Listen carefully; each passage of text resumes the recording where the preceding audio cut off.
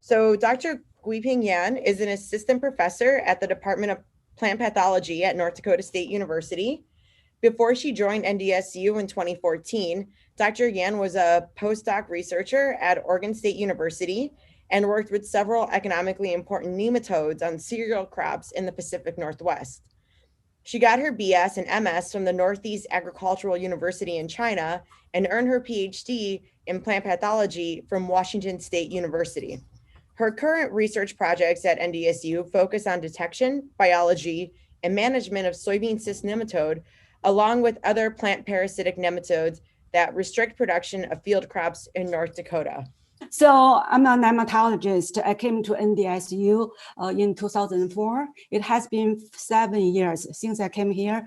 I have been working on soybean cyst nematode, work on detection of ICN, differentiate from sugar beet cyst nematode, and also evaluate ICN population for different type of virulence, and evaluate different cultivars for their response to ICN. And also we are trying to use cover crops for management of ICN. My student Kamal will talk about cover crops and ICN. Today I'm going to talk about virulence phenotypes of soybean cyst nematode population and responses of soybean cultivars and breeding lines to ICN. Soybean cyst nematode, as you know, is very important soybean disease. So this disease caused by a nematode species, Hydrodira glancinus. This nematode is obligate sedentary endoparasitic nematodes. So that means it attacked plant root, get inside the root, and feed on root to take up water and nutrient, and then cause damage on soybean plant.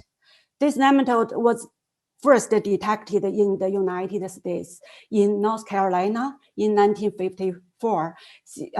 Since then, it has been detected almost every soybean producing state in the US. The yield loss caused by these nematodes is pretty tremendous. So yield loss caused by this nematode was estimated more than $1 billion a year. So in the United States. As you know, there are many soybean diseases. Some important ones like anthracnose, and also brown stem rot, charcoal rot, phytophthora root rot, sclerotia stem rot, and also different kind of seedling disease, and also sudden death syndrome. Among all these soybean disease, soybean cyst nematode rank first, rank top. You can see the yield loss caused by these nematodes is very, very, very significant. So from Allen's report, based on the data from 2012 to 2014, 3 years data, they all rank in the top. So here you can see the damage they caused. ICN also widely present in North Dakota. This nematode was first detected in North Dakota in Richland County here. And then it spread to the north and to west. And here from this survey data based on 2013 to 19, you can see the nematode is spreading in the state. So the bright color, bright blue, yellow, and red, you can see they present a very high population of this nematode. Particularly those red color present the highest nematode population, even greater than 20,000 nematodes per 100 cc of soil. Also, you can see this nematode kind of heavily infested soybean field in these southeast counties. ICN, the symptom they caused is very common. It's not diagnostic because they are very similar to other problems. For example, soil compaction, drought stress, nutrient deficiency, and also other root rot fungal pathogens. The symptom very similar. You can't go to the field based on symptom to identify ICN, and even though in some severe case, you can see these yellow patches in field with stunting growth of soybean. Usually we need uprooting the plant and check the root and see if you can find a white female on the root. So that if we can see white female here, you can see this white dotted structure on root, and then they are soybean cyst nematode. And also another way, we can collect the soil samples from field and do specific nematode assay, nematode extraction to identify and confirm soybean cyst nematode. Since this nematode is widely distributed in North Dakota and also it's very important. So our objectives, one is to characterize the virulent types of ICN population we found in infested soybean field. Another objective is to assess the resistant response of soybean cultivars and breeding lines to 2 ICN population commonly detected in North Dakota. So one question you may ask, what is AG type? So AG type is a method to determine virulence phenotype of ICN. What AG stands for? Here you can see AG actually is the scientific name of ICN. H is Heterodura, the genus name, and G stands for Glycinus, the species name. The type refer to 7 plant introduction lines, which have different forms of resistance. AG type is a very practical way for classifying ICN population based on their ability to reproduce on different sorts of resistance. So because from this test, it can tell us the reproduction ability of virulence of ICN population. So it is very useful for managing ICN. For example, cultivar evaluation, we do need to know what population in the field, and then we can choose the type of cultivars with resistance to that type of virulence. Each type testing was standardized by Niblack and other nematologists. In 2002, they characterized reproduction of ICN on 7 different plant introduction lines, and then compared with a susceptible track. So in their method, they use Lin 74 as a susceptible track. We also use Lin 74 at the beginning, but we found the germination rate is very low. So we use bars as a susceptible track.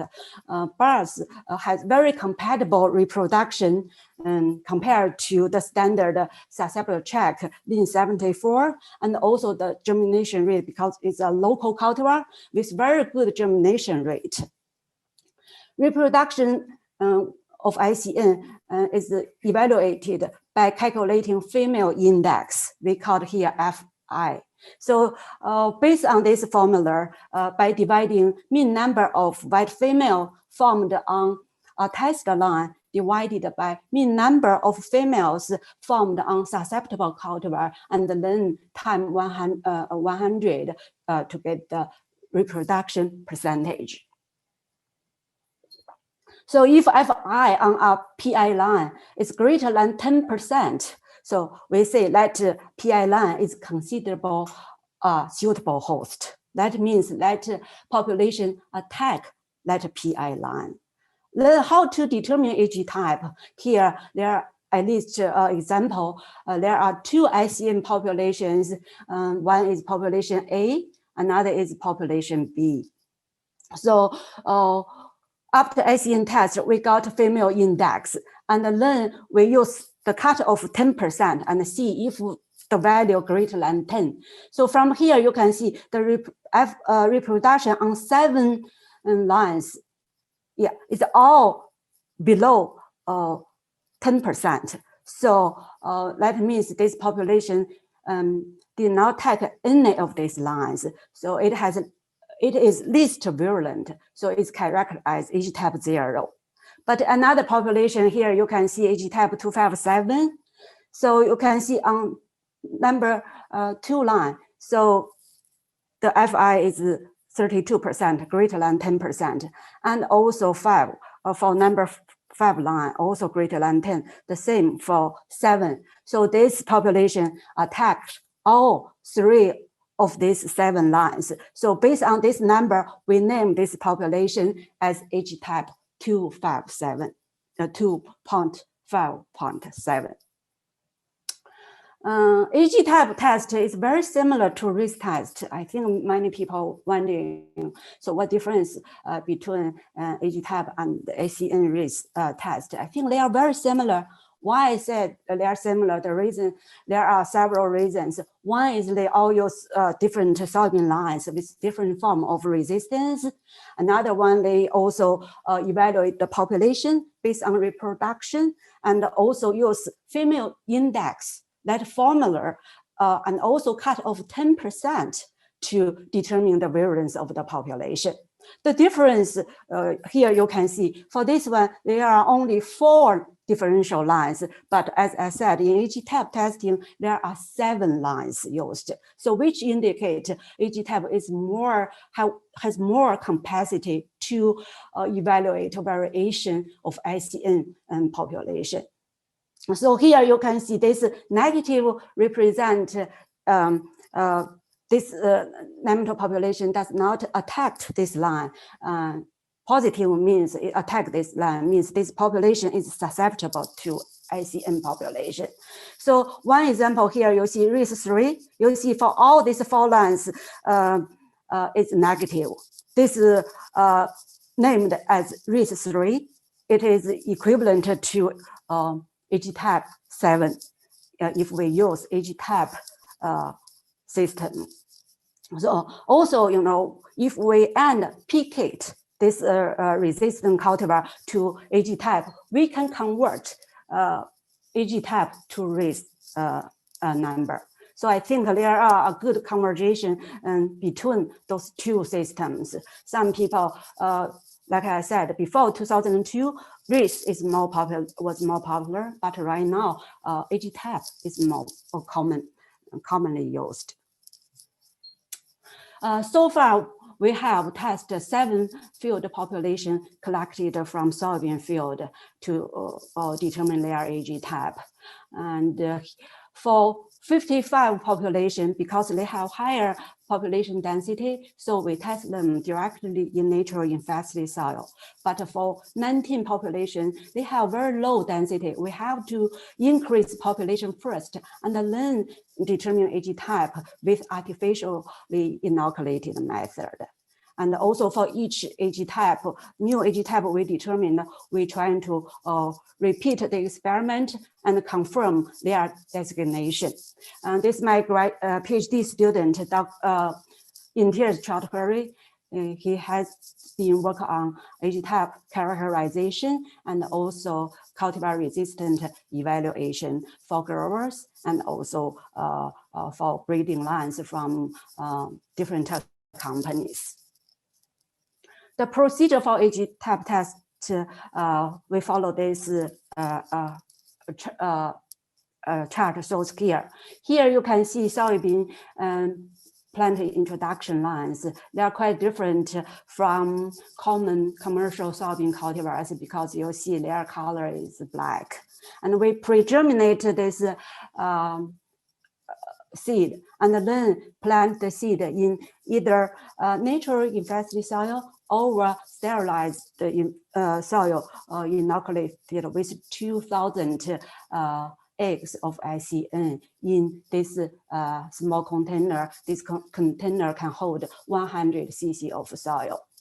After 1 month, about 1 month growth, we terminate the experiment and then dislodge process sample and dislodge white female from root and soil with very powerful water shower. trying to get white female off the roots from root and the soil. And then we collect this SCN using these two layers of shells. The top one is large pore size, the bottom is small pore size. And here, for this large pore size, we basically collect large debris or plants or some rocks, and then we can get rid of those debris. For this bottom shell, we collect cyst using this cell and then transfer to petri dish. This petri dish underneath you can see is graded, so we can count the number of white female and a microscope to see the number of white female, determine the white female formed on these soybean plants. Here shows an experiment conducted in a growth chamber. This is a walk-in growth chamber. So we use this to control very constant temperature, which is favorable for ICN reproduction. And the temperature is 27 Celsius.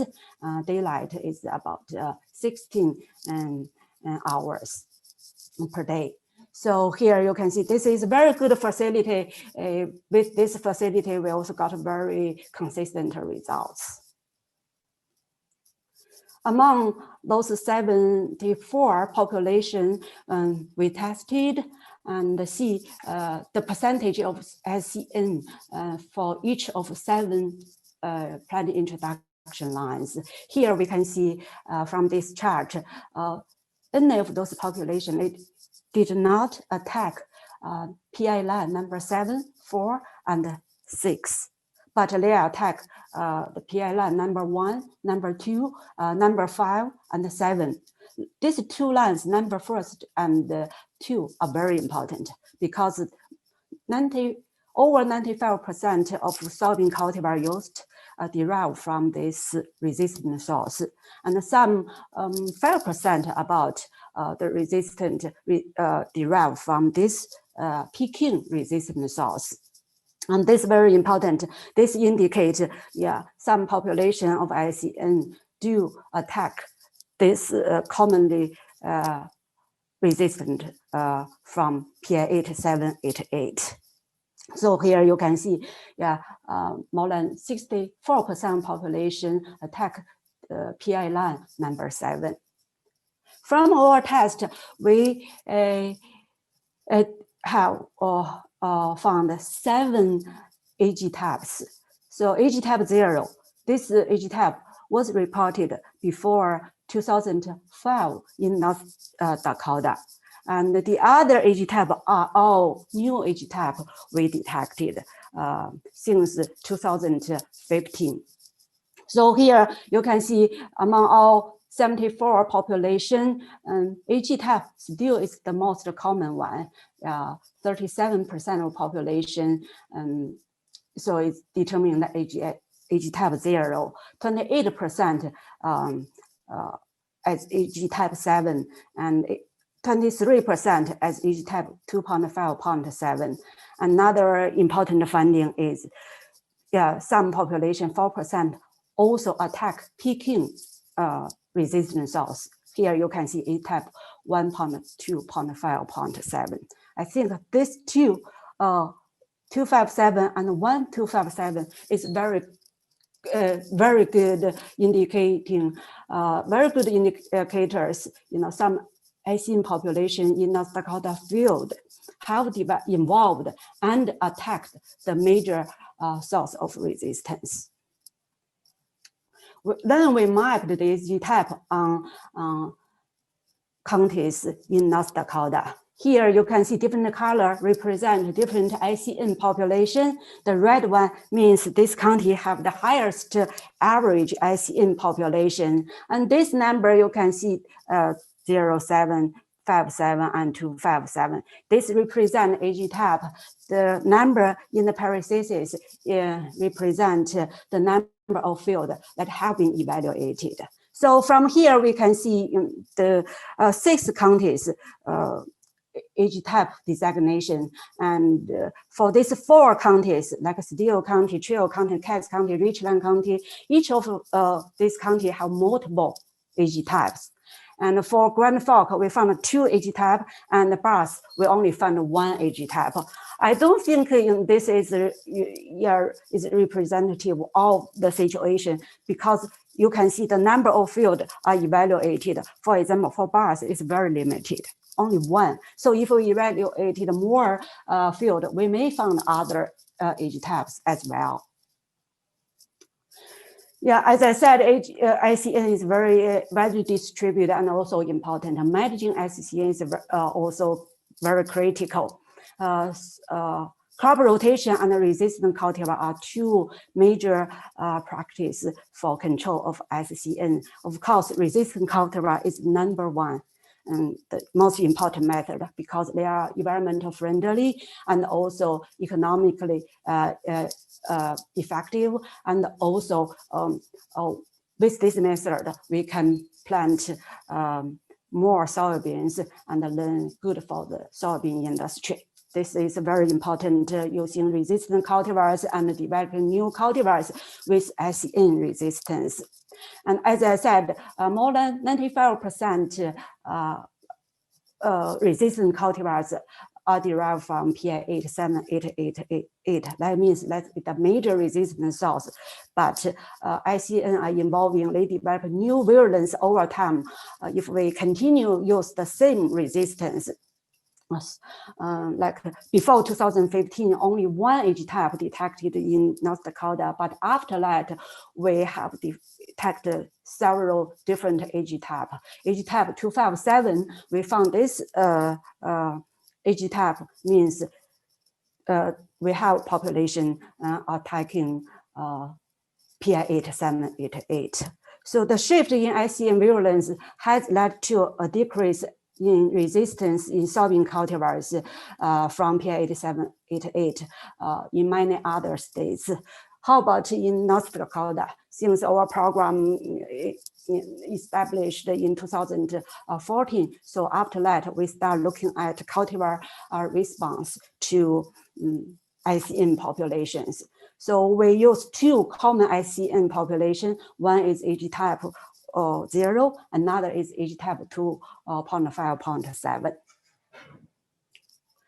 So we have evaluated many soybean germplasm commercial cultivars and breeding lines against age type 0 and 257.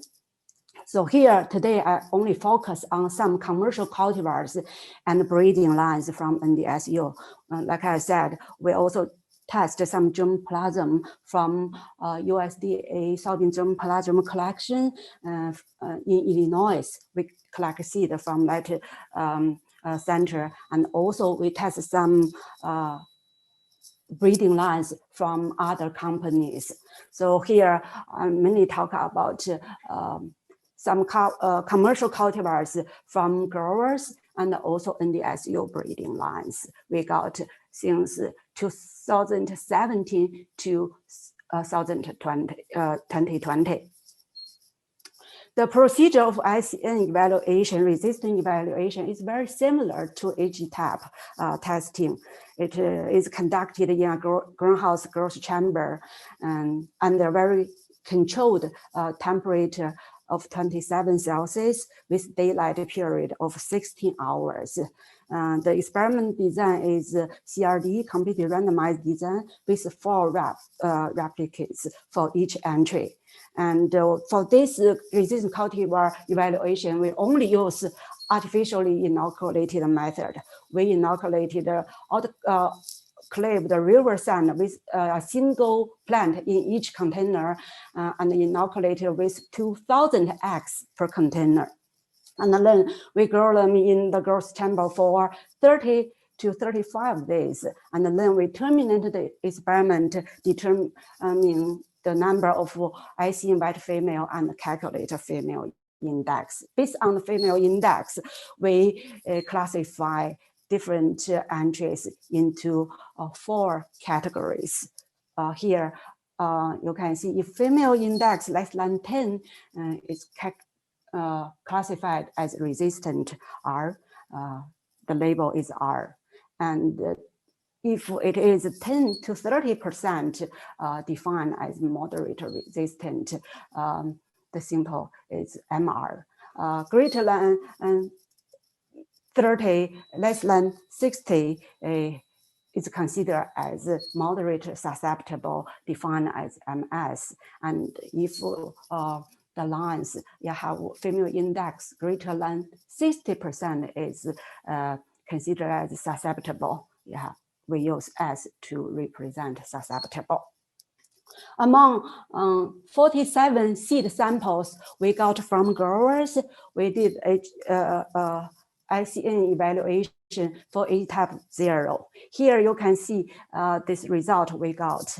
Only 13% of population are resistant, 19% of them moderate resistant. The rest of those cultivars are either moderate susceptible or susceptible.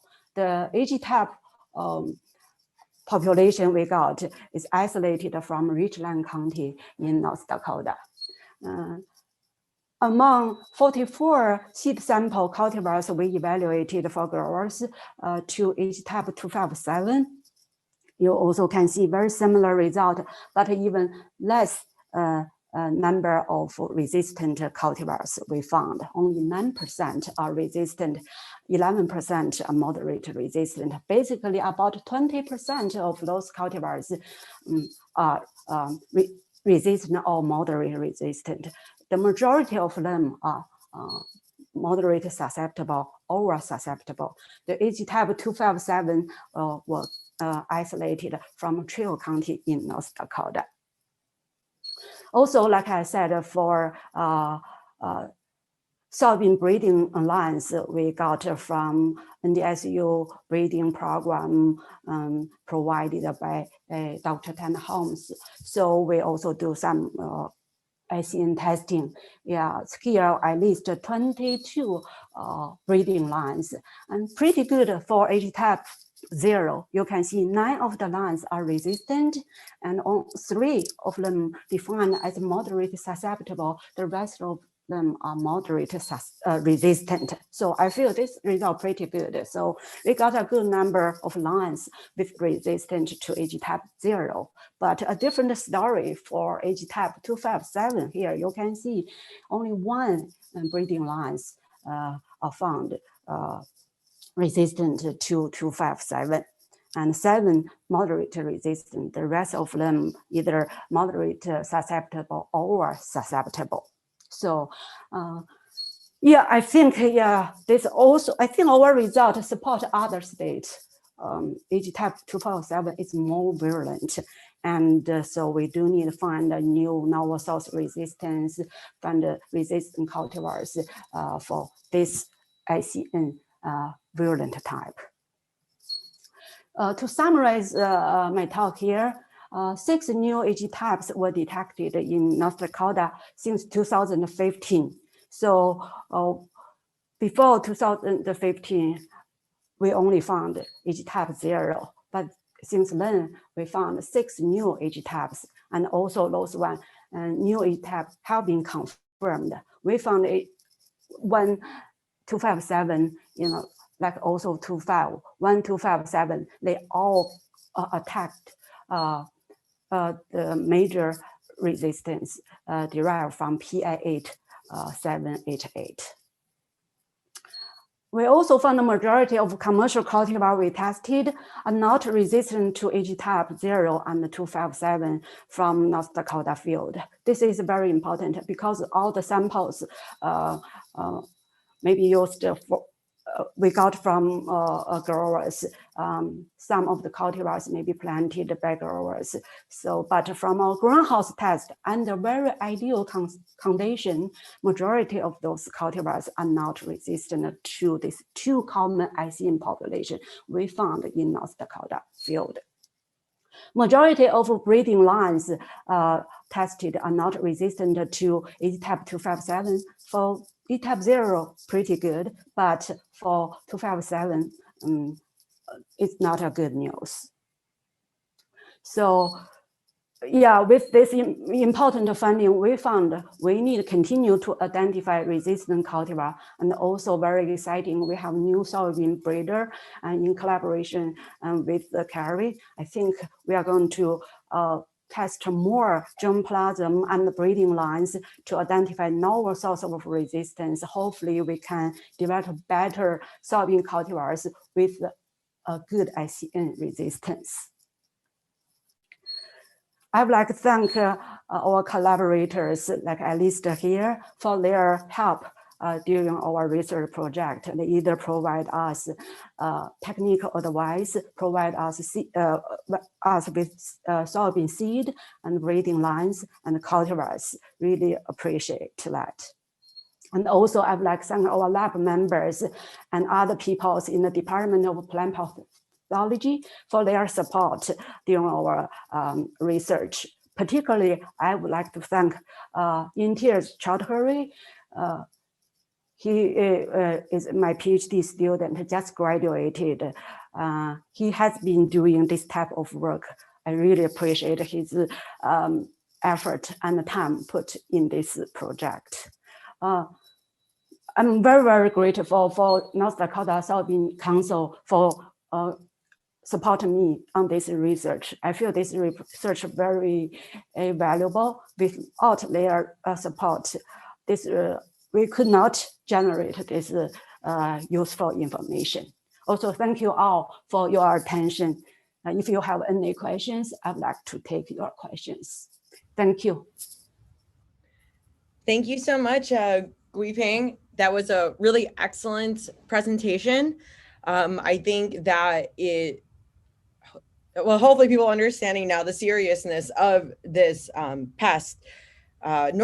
The way I see it, and correct me if I'm wrong, but the way I see it is because North Dakota started our soybean production a few decades later than the other Midwest states, that we can kind of see what's going to happen to our SCN populations by observing what happened in Missouri, in Iowa, and Illinois, don't you think?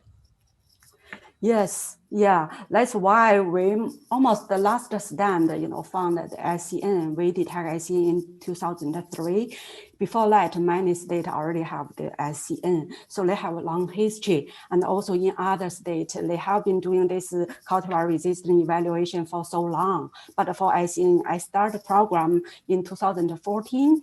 And also one thing I think unique for North Dakota, because we are in second coldest state in the United States. So our soybean cultivars are early mature group. We need to target this group. So so we have a unique situation, to do more valuable research. Oh, yeah, that's interesting. I never really took into consideration the effect that our cold weather could have, because you would think it would lower the populations, but I guess it has to be determined. Yeah. Okay, so there's a question here from Pawan. Pawan is actually a student presenter too, who happens to be working in SCN. And he says, it is a trend that SCN HD type is changing towards the more virulent 2.57 and 1.257 across the country. Should we still consider planting PI 88788 since it is facilitating these virulent SCN shifts, or should we focus more on breeding soybean cultivars from PI 90763 and PI 437654? Yeah, I think that's a very good question. And I think developing new cultivars with resistance to those new virulent type, it is very important. But also, I don't think the cultivar we have means they are no longer can be used. For example, some field, they may only have AG type 0. Like from our data, we can see still about 30, I think, let me go out to that data we have here.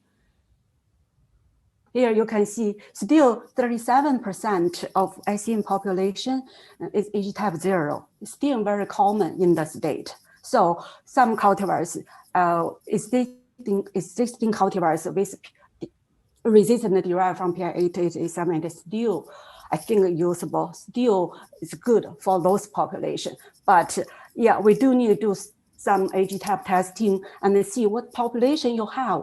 And if you have 257, definitely, we better not select those type cultivars. So we need to select a different source of resistance, for example, derived from picking lines, number 2 lines, and also from number 4. Those 4 lines right now, I think a few of them are available. But even though my result indicate number 3 and number 6, for those 2 lines, we did not find any SCN attacking those lines. But so far, as to my knowledge, not many resistant commercial cultivar are being developed from those lines, but more cultivars, probably a few more available from Peking and also the number 4 line.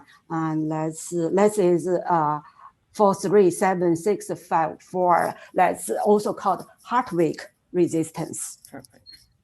Yeah, that's interesting that you showed that information that the commercial varieties don't necessarily have SEN resistance. And I wonder if it's just because their breeding efforts for our maturity groups this far north are just behind, which, in NDSU, that can give us a competitive advantage because I will talk about it later briefly. But again, I'm starting to look towards what has Missouri done, because I think they are 100% susceptible to SCN in all their fields.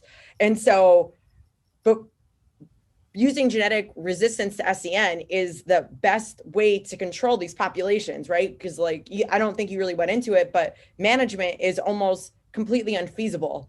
And so genetic resistance is what's necessary. And so we can be at this university, especially with our collaboration, proactive to start incorporating these different forms of resistance based on what other states have gone through 10 years ago, and avoid some of those headaches, right?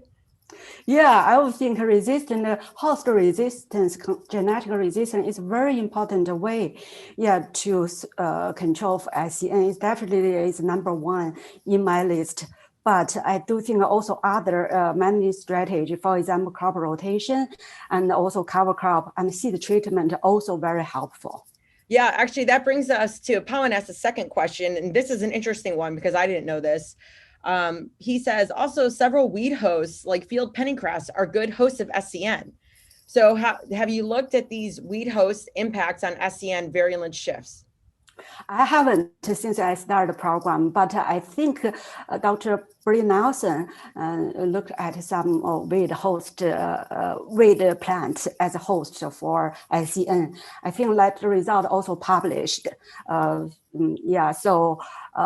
those information available, and definitely field pennycress, a very good host for ICN. And also from our evaluate of other cultivars, for example, chickling wench or some white lupi, those kind of crops also susceptible to definitely some weed plant are susceptible for control. Yeah, if we can have weed free, it will be perfect.